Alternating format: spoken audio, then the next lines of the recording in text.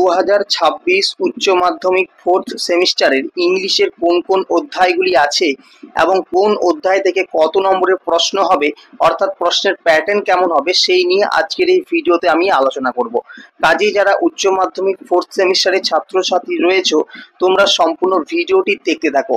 তোমরা প্রত্যেকেই জানো যে এবারের সেমিস্টার 4 এর যে পরীক্ষা, সেখানে তোমাদের বড় প্রশ্নের অ্যান্সার দিতে হবে। আগের বার তোমাদের ছোট প্রশ্ন ছিল, এমসিকিউ প্রশ্ন ছিল, কিন্তু এবার তোমাদের ডেসক্রিপটিভ টাইপ প্রশ্ন হবে। ঠিক আছে, তো কি কি আছে এবং কোন জায়গা থেকে কত নম্বর প্রশ্ন আসবে আমরা একটু দেখে নিই। প্রথম তোমরা, এটা হচ্ছে ক্লাস 12, এটা ক্লাস 12 হবে। ঠিক আছে, ক্লাস 12 সেমিস্টার 4। তো এখানে দেখো, প্রথমে তোমাদের প্রোস থেকে তোমাদের আসবে 10 নম্বর, ভার্স থেকে আসবে 10 নম্বর, ড্রামা থেকে আসবে 5 নম্বর, নন টেক্সচুয়াল গ্রামার আসবে 5 নম্বর এবং রাইটিং আসবে 10 নম্বর। এবার প্রথমে আমরা দেখব ইউনিট 1। ইউনিট 1 এ তোমাদের রয়েছে প্রোস রয়েছে তোমাদের এইবার ফোর্থ সেমিস্টারে দুটো প্রোস রয়েছে। প্রথম আছে Alice in Wonderland down the rabbit hole by Lewis Carroll. আর একটা আছে তোমার 2 নম্বরে যেটা আছে 3 কোশ্চেন্স বাই লিউ টলস্টয়।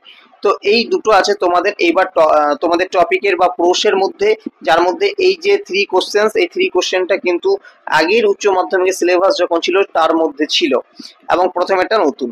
তো এই দুটি অধ্যায় থেকে তোমাদের 2 মার্কসের দুটি প্রশ্ন হবে। দেখো এখানে পরিষ্কার বলে দিয়েছে যে any 2 out of 4 questions of 2 marks. তোমাদের এই দুটো অধ্যায় থেকে মোট দুটো করে, ভালো করে কিন্তু জিনিসগুলো বুঝবে, মোট দুটো করে প্রশ্ন দেওয়া হবে। ঠিক আছে, অর্থাৎ ফার্স্ট অধ্যায় থেকে দুটো দেওয়া হবে এবং সেকেন্ড অধ্যায় থেকে দুটো প্রশ্ন দেওয়া হবে। মোট তোমাদের 4টে প্রশ্ন দেওয়া হবে। সেই 4টে প্রশ্ন থেকে তোমাকে যে কোনো দুটো প্রশ্নের অ্যান্সার দিতে হবে এবং প্রত্যেকটা প্রশ্নের অ্যান্সারের জন্য থাকবে 2 মার্কস করে। তাহলে মোট তুমি এই জায়গা থেকে 4 নম্বর পাচ্ছ, অর্থাৎ এই জায়গা থেকে তোমাদের 4 নম্বর থাকছে। এবার হচ্ছে তোমাদের ডেসক্রিপটিভ টাইপ যে কোশ্চেন, সেটা 6 নম্বরের হবে এবং তোমাকে একটা করতে হবে। any one out of 2 question of 6 marks। তোমাদের এই দুটি, এই অধ্যায় থেকে একটা 6 মার্কসের কোশ্চেন দেবে, এই অধ্যায় থেকে একটা 6 মার্কসের কোশ্চেন দেবে। তোমাকে মোট এই দুটি অধ্যায় থেকে যে দুটি প্রশ্নের থেকে যে কোনো একটা প্রশ্নের উত্তর দিতে হবে এবং মোট এইখান থেকে 6 নম্বর থাকছে এই জায়গা থেকে। তাহলে মোট দেখো দুটো 2 নম্বর করে মোট 4 নম্বর এবং একটা 6 নম্বর, মোট এই প্রশ্ন থেকে থাকছে তোমাদের 10 নম্বর। আশা করি বোঝা গেল। এরপর আমরা আসবো তোমাদের ভার্স থেকে। ভার্স ইউনিট 2, কি কি ভার্স আছে আগে আমরা দেখে নিই। এখানে 3টি ভার্স আছে। প্রথম আছে hawk roosting by Ted Hughes. 2 number আছে the time of year sonnet 73 by William Shakespeare. আর তৃতীয়ত আছে the greenhouse effect by Carl Dennis. এই 3টি ভার্স তোমাদের এখানে রয়েছে। তো এই 3টি অধ্যায় থেকে তোমাদের কত নম্বর কি প্রশ্ন আসবে ভালো করে বুঝে নাও।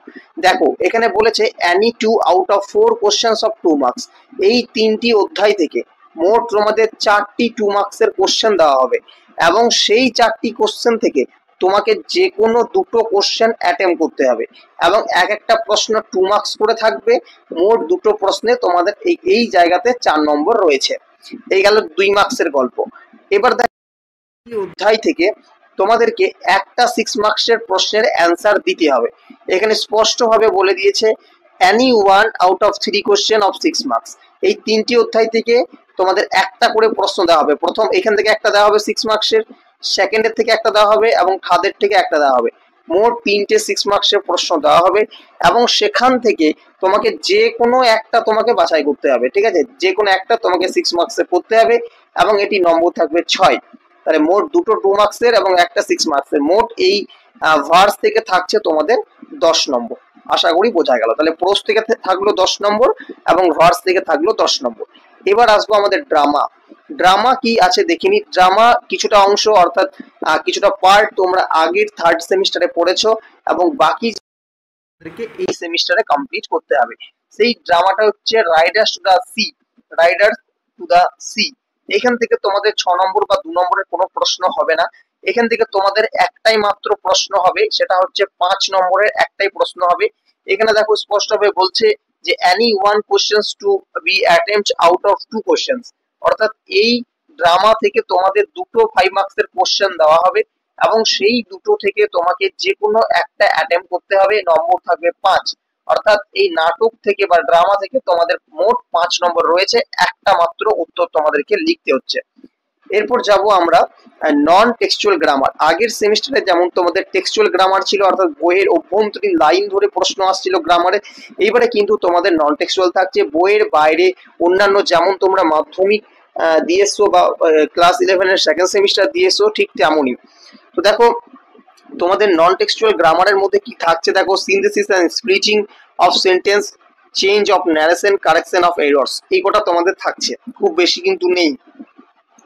এবার এখানে তোমাদের কোশ্চেন টাইপটা কেমন হবে দেখো, তোমাদের এখানে গ্রামার থাকছে মোট 5 নম্বর, সেখান থেকে আবার ভেঙেছে 2+3, ঠিক আছে, 2+3।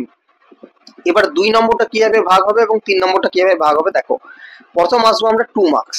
2 মার্কসটা কি বলছে দেখো, 1 কোশ্চেন অফ 2 মার্কস, ঠিক আছে, 1 কোশ্চেন অফ 2 মার্কস, একটা 2 মার্কসের গ্রামার থাকবে একটা। কি বলেছে দেখো, 1 question to be attempt out of 2 question from synthesis of sentence and spreading of sentence.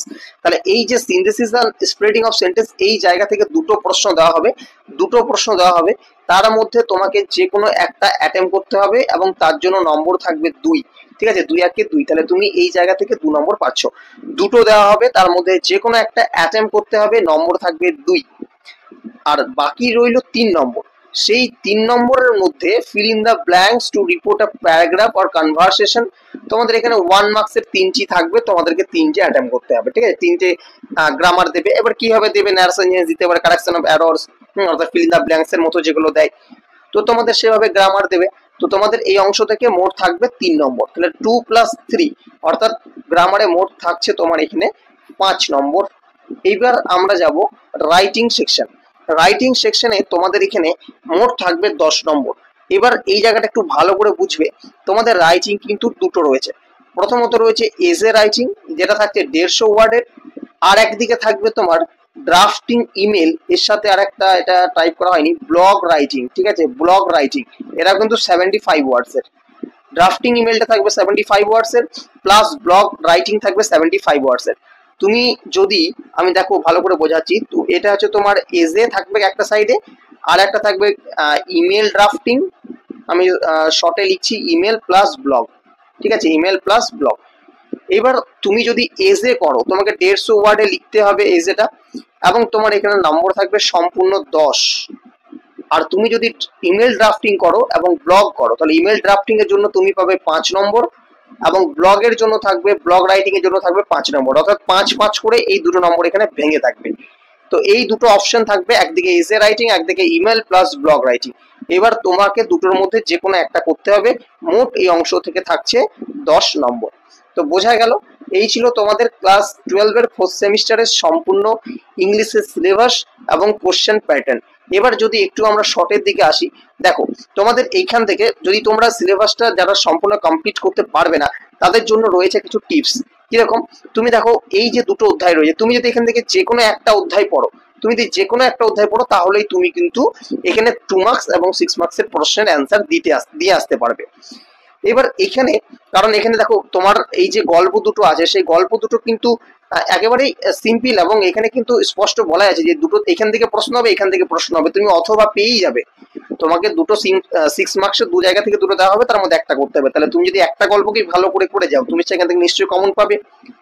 এবার ভার্স থেকে দেখো, 3টের মধ্যে তুমি যদি যে কোনো দুটো, যে দুটো তোমার সবচেয়ে সহজ লাগবে বা যে দুটো সবচেয়ে ভালো লাগবে, সেই দুটো যদি তুমি পড়ে যাও, তাহলে কিন্তু তুমি এই জায়গা থেকেও একেবারে কমন পেয়ে যাবে। ঠিক আছে, তাহলে প্রোস আর ভার্স নিয়ে কোনো চিন্তা থাকলো না। এবার চিন্তা রইলো তোমাদের writer should see grammar. Grammar তো তোমাকে প্র্যাকটিস করতে হবে, এর কোনো সাজেশন তো হয় না। আর রাইটিং কিছু কমন দেওয়া যায়, তাও প্র্যাকটিস করতে হবে। আর রইলো বাকি তোমাদের নাটকটা, সেটা কিন্তু পড়তে হবে, ঠিক আছে, পড়তে হবে, কারণ লাইন তুলে প্রশ্ন আসার সম্ভাবনাই বেশি। তো যাই হোক, আজকে সম্পূর্ণ সিলেবাসটা আলোচনা করা হলো, এরপর আমরা ক্লাস করাবো, এবং তারপর পরীক্ষার আগে ঠিক সময় আমরা সাজেশন দিয়ে দেবো। তো কেমন লাগলো ভিডিওটি অবশ্যই জানিও। তোমার যদি সেমিস্টার 4 ক্লাস 12 সেমিস্টার 4 সিলেবাস সংক্রান্ত কোনো প্রশ্ন থেকে থাকে, অবশ্যই সেটা কমেন্টে জানাতে একেবারেই ভুলবে না। ভিডিওটি ভালো লাগলে অবশ্যই লাইক করো, শেয়ার করো। আজকের ভিডিও তবে এ পর্যন্তই রাখি।